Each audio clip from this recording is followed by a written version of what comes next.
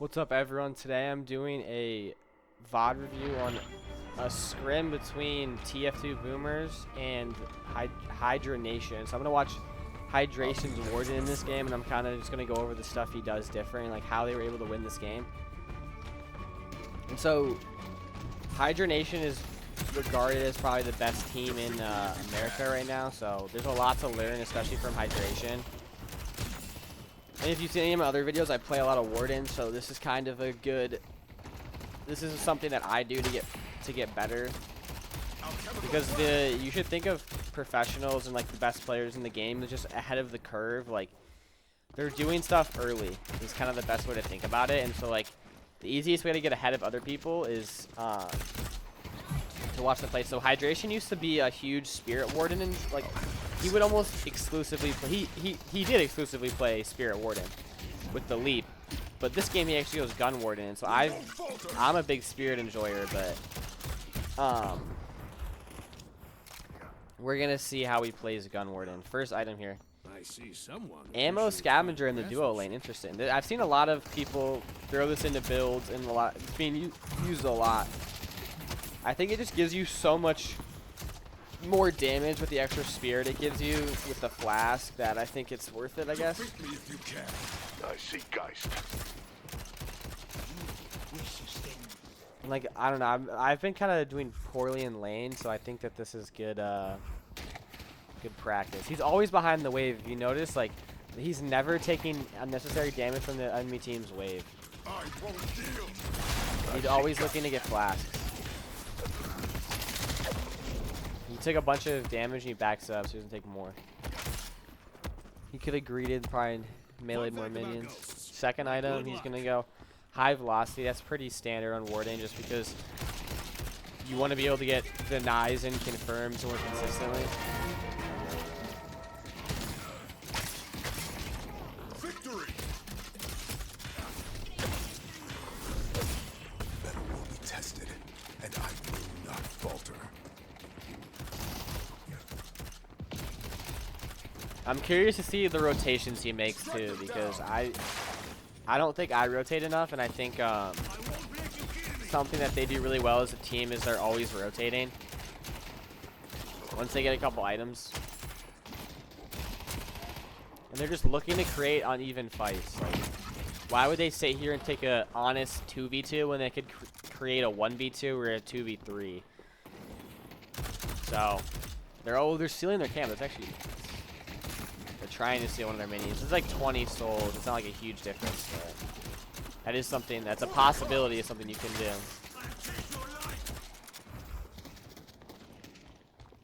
How does he have 20 bullets? Does this give ammo? Or does this give ammo? Oh yeah, 15% ammo. Okay, yeah, honestly on Warden that's pretty good then, because you have some mag size issues. That if you can get a purple item on a gun build that gives you ammo, that's pretty big.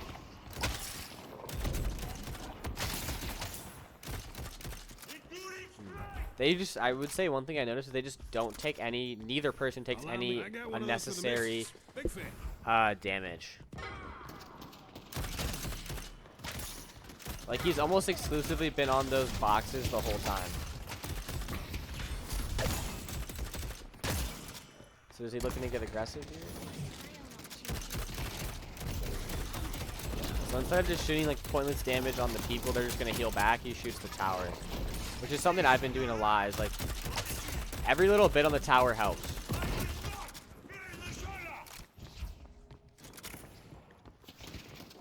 But like you see how he's been buying these boxes like the whole time. Oh my god, he bought 2 items. He bought basic mag for more ammo and then close quarters. Interesting.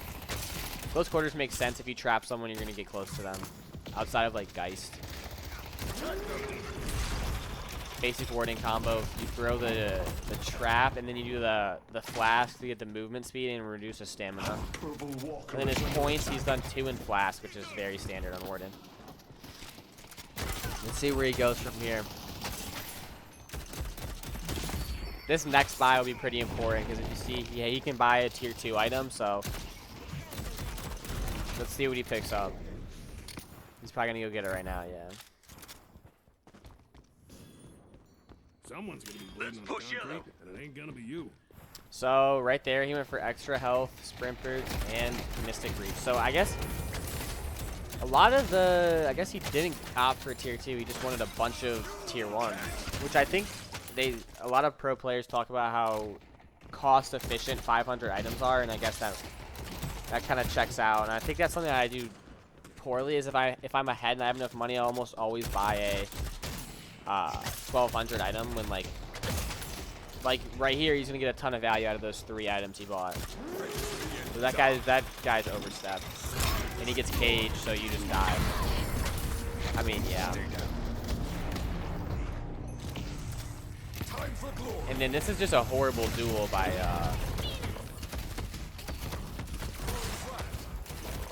the pocket. I don't know why the pocket would extend all the way over there to fight, and he dies for it. Yeah. I feel like what the pocket did wrong there is he probably should have just played more by the tower. Like the tower's your best friend when you are when you're fighting. No, I don't go. So then he goes for a quicksilver reload. This basically doubles your ammo size on warden. Let's push grenade. The flask doesn't do a lot of damage, especially later. So it's not really crucial for you to hit someone with flask. It's better just to use it as a reload, which you'll be seeing he's gonna do in this game, except for when he wants to hit a trap on someone. But the way quicksilver works is if you throw the flask while you're at full ammo, it won't reload your gun and it won't like take the charge. So you can throw the flask. You definitely should have secured those with the ammo scavenger, but he's gonna do the camp. So yeah, I guess he's just holding this tower and not letting anyone take it, and he's going to farm up, get his money up, do camps, shove the wave. See what he buys. Little bit of advice. Fleet foot. I mean, this is very standard on Warden. He's starting to stack some movement speed, and then his points. He did 1 point in the willpower and then 2 points in his ultimate, which is about as high as you need to go on the ultimate. The third point's good, but unless you're going an ultimate build, it's not super necessary. So he's kind of trying to bait this lane to walk up, and if you see they had people ready to just absolutely jump on them the second they walked up to try and hit the tower, but they were smart and they knew that was going to happen, so they did not. But yeah, they commit 3 for 1 Yamato, and so they just end up taking the tower for it. Yeah, that's just not good. But Warden gets a good ultimate here. He's gonna, yeah. And see, like, he didn't really need a 3rd point there. Like, it really would not have changed much in how you use Warden's ultimate. That's interesting. Duel. But so then they're gonna immediately push the walker. They're gonna put pressure on the sides of the map that force people to rotate. You see how the Vindicta had to go back to base and the Ivy had to show up? They're manipulating the enemy team through putting pressure on the map. And so they're basically just going to suffocate them. And so they're also just going to take their farm too. Like, that might seem insignificant, that's 200 souls, but it's technically 400. Because if you take 200 from them and put it onto your team, it's technically a 400 swing. In theory, it's a 400 swing. Rewarded mirage. But he's not going to do camps. He's going to immediately go shove this wave, because the wave is way more important because it gives you map control and it's more money and it's fast. You can farm a wave pretty quick. You can farm a wave a lot faster. You can farm camps. He's got 3K here. I'm going to see what he gets. He might get a 3,000. He might get heroic aura. Oh, he doesn't buy anything. He's going to think about it a little bit more.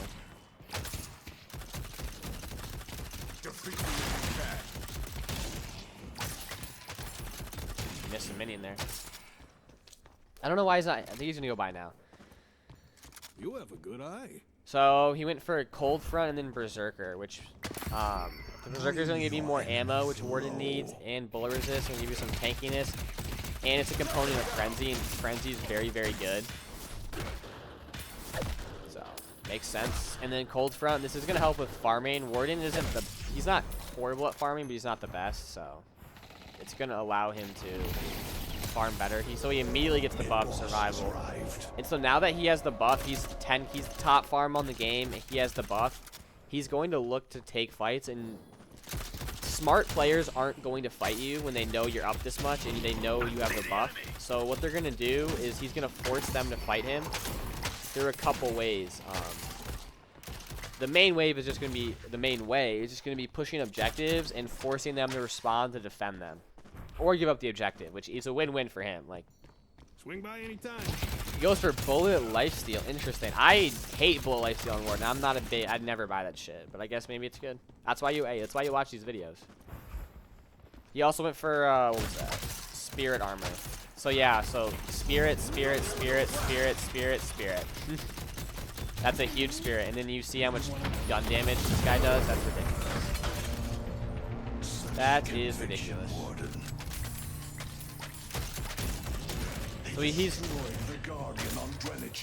they get a guardian, but he's basically just waiting for them to overstep their boundaries. And you see how he's spent the entire game in his lane. He's controlled this entire lane. Like, he might not be rotating around the map, creating uneven fights, but he himself is the uneven fight, because he's one mechanical, and two, he also is no one can really fight him one-on-one. You gotta send probably two,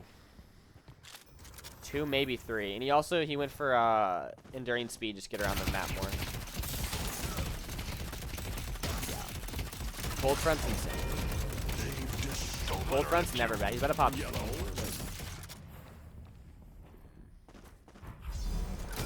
But yeah, you see, like, every time this guy steps up, he's immediately putting pressure on this guy. So he's probably not gonna kill him here, but I don't know what Boink is doing. So he didn't even kill him there, but he's forcing him to go back to base. He's forcing the enemy to do stuff. And he's also conditioning the Ivy that, hey, if you step up, I'm going to walk at you and I'm going to kill you.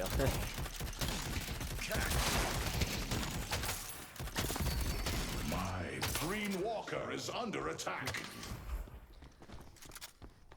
And like, especially in lower, like, this is, you have to take this game with a grain of salt because of how good these players are. In lower elo, that Ivy would probably die to this person like 6 times. Like, they're just gonna keep walking down that lane trying to hit the tower, like, and they're just gonna die for it.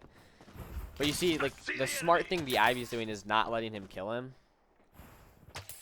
And so Pocket here is gonna try and take this tower. So like, at a certain point, you kind of have to just start dying for towers. Like, you gotta just do exactly what Pocket does. Just hop on tower and start shooting it. You're forcing, what are you doing? You're forcing the warden to make a rotation over there. And you might not, the warden might not kill you.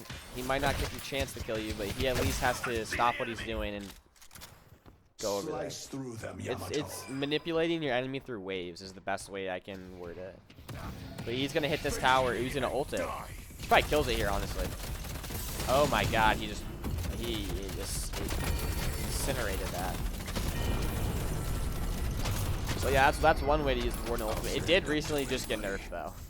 That does they nerfed Warden ult objective to to objectives by 40%. So like, he probably still kills it. He killed it so fast that I don't really think it would have made a huge difference.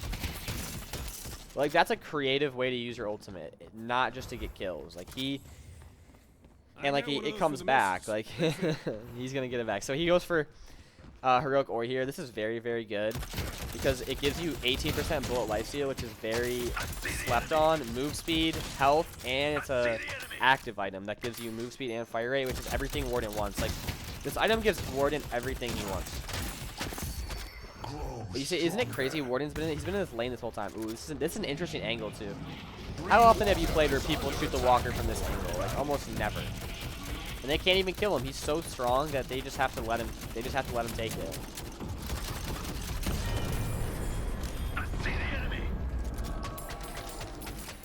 The enemy could be anywhere. And he's gonna pressure Guardians here probably. He's probably not gonna. No, he's not. Like Geist has really good wave clear, so it would be difficult. But like he's so far ahead. He's 19k. Like, no one on their team can even try. No one on their team even has a chance at killing this guy. Midwest here, they're gonna all punch it if you watch. Punching it does way more damage than shooting it, depending on how many people you have.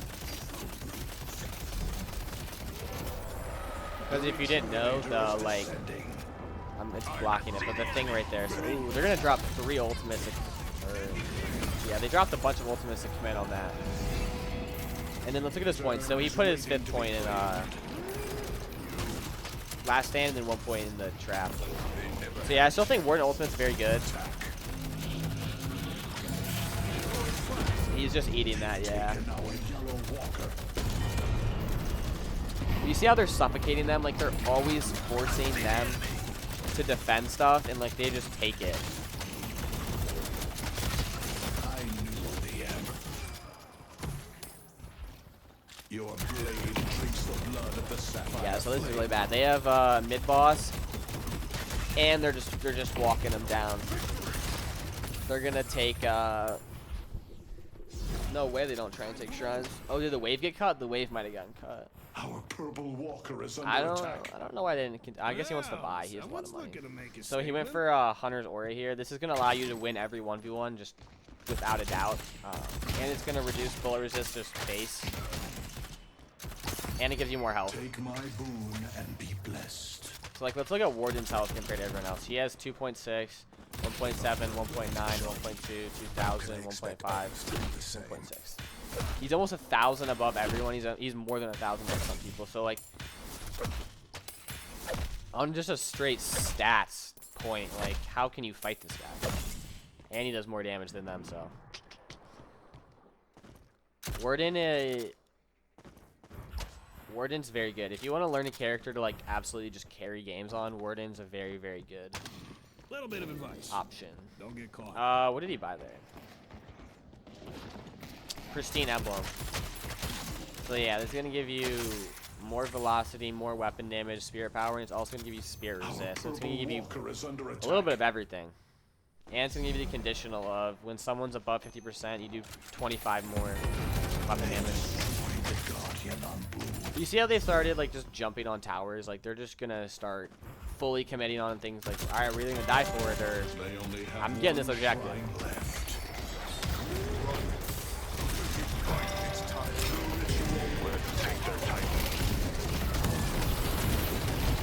Now this is just classic Warden ult.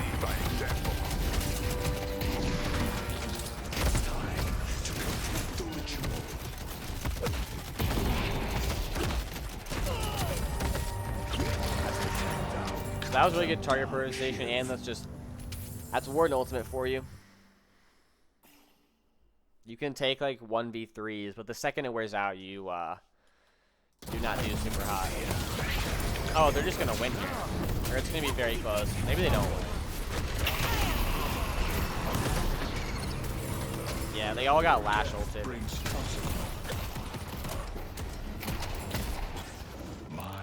Oh, they do just win here. So yeah. If you see, like, the Warden, basically, the takeaways from this game was Warden stayed in his lane almost the entire game. He never gave up his objective for free. He was very consistent in his placement of where he was. That's the build, by the way.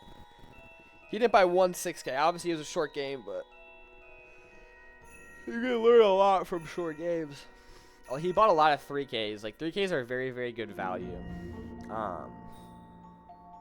But yeah, that just shows you, like, he was just look at his health compare, like 2.6 to like, it's not even like he did very, very well. He laned extremely well, and once he won his lane, he basically just sat there and let his teammate, his Mirage, go wherever he wanted, and the Mirage could just do anything he wanted, and it forced unwanted scenarios in different lanes. So thank you for watching. Video tomorrow. As always, thank you for watching.